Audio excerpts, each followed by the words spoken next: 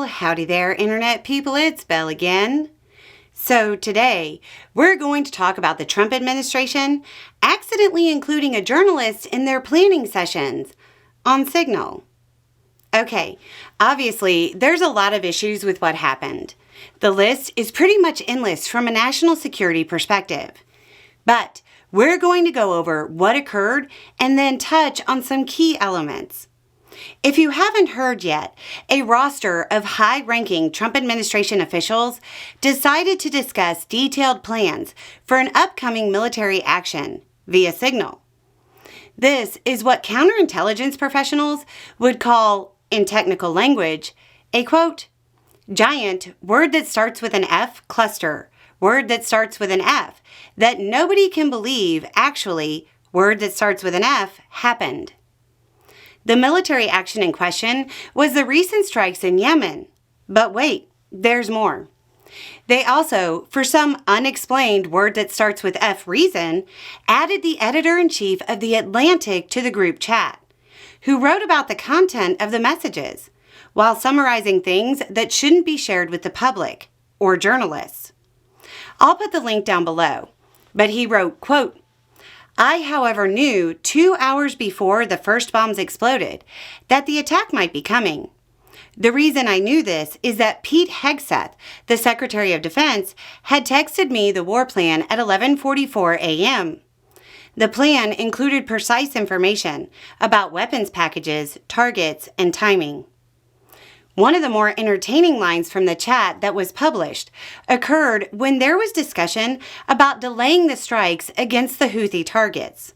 The Secretary of Defense wrote, quote, but we can easily pause, and if we do, I will do all we can to enforce 100% OPSEC. For those unfamiliar with the jargon, OPSEC is the process of keeping information from adversaries. Pretty high on the list would be not texting information to unapproved people, like journalists. Hillary Clinton responded to the news of the material being leaked in such a way by saying, quote, you have got to be kidding me.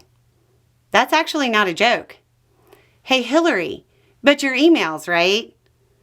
Beyond the news about the leak and the nation learning that top-level administration figures, appearing to go as high as the vice president, are probably violating rules on everything, from document retention to the handling of classified material, there's other pieces of information. The discussion and deliberation about Europe is telling and showcases the transactional nature of Trump's foreign policy, which Vance appeared to describe as, quote, inconsistent. A lot of the conversations about the political ramifications may be surprising, but it's not actually all that abnormal. It's just not something the American public gets to see very often. The rhetoric and transactional nature is different, but the very blunt discussions are probably the most normal part of this whole fiasco. Another important piece of information is that the text chain seems to set the victory conditions for the U.S. in its operations in Yemen. It appears the U.S. goal in moving against the Houthis is the restoration of free navigation of shipping through the area. That's probably going to be a very lengthy campaign. So the American people should probably settle in for a lot of news about strikes there, if the administration follows through with its apparent strategy. Anyway, it's just a thought. Y'all have a good day.